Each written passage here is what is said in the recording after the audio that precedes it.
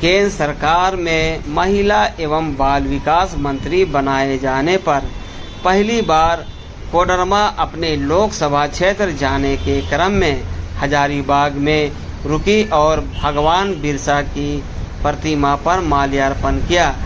हजारीबाग में अन्नपूर्णा देवी का भाजपाइयों ने बहुत ही गर्मजोशी के साथ स्वागत किया।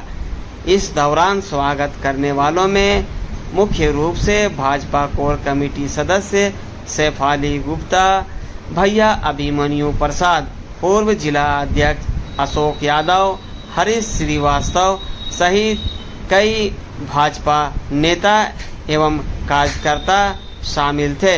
इस दौरान अन्नपूर्णा देवी हजारीबाग परिसदन भवन पहुंची, जहां पर हजारीबाग के नवनिर्वाचित सांसद मनीष जायसवाल ने उनसे भेंट कर उनका बहुत ही गर्मजोशी के साथ स्वागत किया।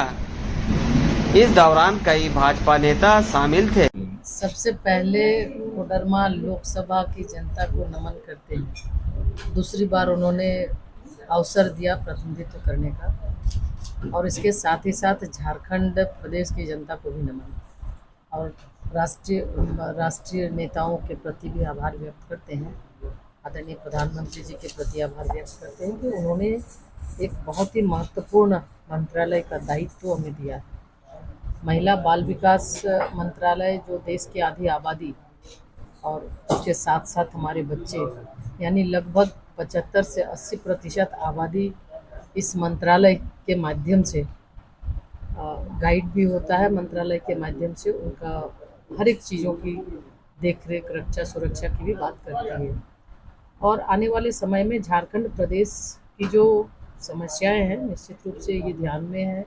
और पहला प्रयास तो होगा कि जो भारत सरकार की योजना है, उस योजना को नीचे तक, धरातल तक पहुंचाना, उस योजना का लाभ एक एक व्यक्ति को मिले जो अपेक्षित है, जिनके लिए ये योजनाएं तैयार की जाती है।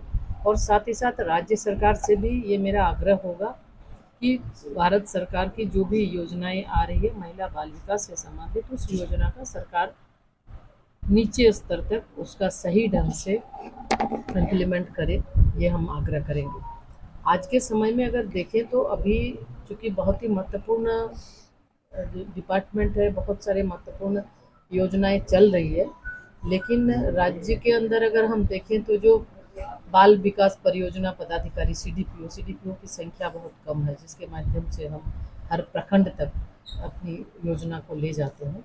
तो सरकार से आग्रह होगा कि जो भी खाली पद है उसको सरकार भरे, ताकि इस योजना का लाभ नीचे तक अच्छे ढंग से जा सके। इसके साथ ही साथ राज्य में लगभग 1000 से ज़्यादा सेविका सहायिका का पद खाली है, तो उसको भी राज्य सरकार अपने स्तर से जितना जल्दी हो सके भरे। और उसके साथ जो समस्याएं राज्य के अंदर है, ट्रैफिकिंग की समस्या है, आज हमारी बच्चियों को जो बाहर ले जाया जाता है, तो निश्चित तौर पे इसमें राज्य सरकार से मिलकर भारत सरकार का हमेशा से, और आदरणीय प्रधानमंत्री जी का, आप देखे होंगे 2014 से ही लगातार बेटी बचाओ बेटी पढ़ाओ अभियान के माध्यम से महिलाओं को सुरक्षित करना, बेटियों को सुरक्षित करना, उसे आगे बढ़ाना, सशक्तिकरण की दिशा में आगे बढ़ाना, हर तरह से ये प्रधानमंत्री जी की सोच है, और उसके अनुरूप काम भी कर रहे हैं। तो आज ये राज्य सरकार का दायित्व बनता है कि कैसे जो ह्यूमन ट्रैफिकिंग है उसको रोके। तो निश्चित रूप से भारत सरकार हर तरह से सहयोग और मदद करने के लिए हमेशा तैयार है। राज्य सरकार तत्परता दिखाए, राज्य सरकार तत्पर होकर जहाँ कहीं भी आवश्यकता पड़े भारत सरकार से मदद की, तो निश्चित रूप से हर जगह हम लोग तैयार हैं। सिर्फ राज्य सरकार को तत्पर होना होगा कि तत्परता के साथ इस तरह के जो काम होते हैं, कहीं ना कहीं उसमें लगातार बहुत दिनों से ये चला ही आ रहा है, और इसको रोकने का प्रयास, जो भी कानून है उस कानून को निचले स्तर पर कठोरता से इसके इम्प्लीमेंट का करना, ये राज्य सरकार का दायित्व है। मैडम, झारखंड कोर कमेटी की दिल्ली में बैठक की गई है, क्या बनाई गई है विधानसभा के लिए रणनीति? बिल्कुल, अभी आने वाले समय में विधानसभा का चुनाव है, तो इसको लेकर हमारे केंद्रीय नेतृत्व और प्रदेश के नेतृत्व सभी लोग उसमें सम्मिलित हैं। उस पर चुनाव से संबंधित चर्चाएं हुई है आने वाले समय में, और कैसे बेहतर कर सकते हैं, कैसे और हम चुनाव की रणनीतियाँ किस तरह से बनाएं, उसको लेकर चर्चा। हादसों के बारे में कोई चर्चा नहीं, अभी अपने पार्टी के अंदर चर्चा हुई है, बाकी जो है वो केंद्रीय नेतृत्व और राज्य नेतृत्व का है, संगठन का वो दायित्व है क्या आगे करना है। चलिए। संसदीय क्षेत्र में घटना घटी है, इचाक में 2 लोगों की बॉडी को जलाया गया है जो उस गांव के नहीं है। गांव का कहना है कि हमारे गांव में कोई ऐसा घटना ही नहीं हुआ, कोई डेथ नहीं किया है। मैंने उस पर क्योंकि वहीं से 2 लोग गायब भी हैं, उसी रात से 2 लोग गायब हैं जिसका पुलिस अभी तक प्रशासन पता अभी कोई नहीं काम नहीं बिल्कुल कर रहा।